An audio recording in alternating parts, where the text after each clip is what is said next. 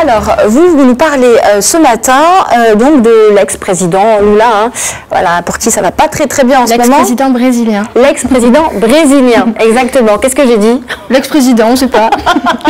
Ça se passe au Brésil.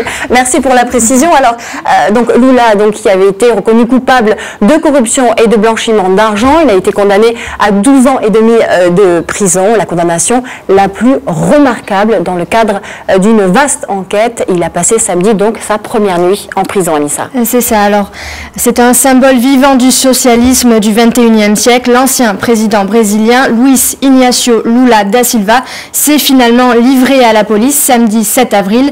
L'ex-chef de l'État de 72 ans a été condamné en appel à 12 ans de prison pour corruption et blanchiment d'argent. L'ancien président de 2003 à 2011 est accusé, entre autres, d'avoir reçu une maison luxueuse en bord de mer de la part d'une entreprise de BTP en échange de contrats avec le groupe pétrolier semi-public Petrobras. Tout en niant les charges qui lui sont reprochées, Lula s'est résolu à se rendre à la justice. Ses partisans dénoncent un putsch électoral perpétré par les élites pour empêcher le retour du favori du prochain scrutin présidentiel.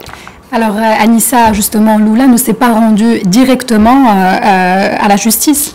Non, alors au départ il s'est retranché, il a prononcé un long discours au siège du syndicat des métallurgistes où il s'était réfugié depuis plusieurs jours, défiant les autorités et laissant passer l'ultimatum pour finir par se rendre vendredi.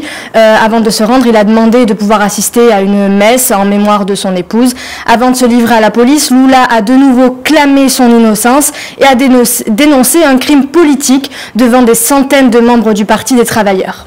Alors, crime politique ou pas, Anissa, la résistance s'organise quand même autour de Lula.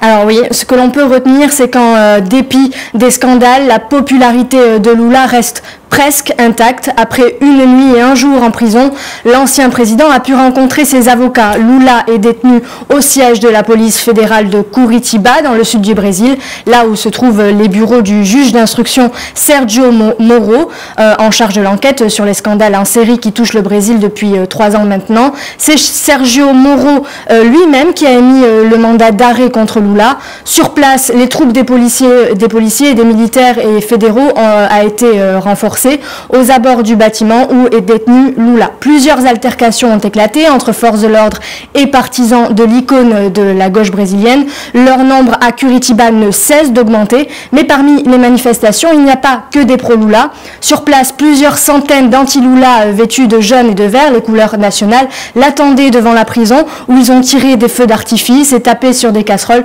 pour célébrer ce moment. Alors Anissa, en quelques mots, est-ce que Lula pourra quand même se présenter à l'élection présidentielle? Oui, en quelques mots, techniquement, il peut le faire. Il pourra s'enregistrer comme candidat à la présidentielle. Le syndicaliste pourra peser sur un scrutin qui oppose les couches populaires aux classes aisées du pays. En fait, c'est la justice électorale qui va décider in fine s'il pourra effectivement le faire. D'accord, suspense donc pour Lula. Merci Anissa. Merci à vous. Restez dans la matinale, dans quelques instants, un nouveau journal avec Pape Cher Diouf qui nous rejoint donc à 6h30. À tout à l'heure.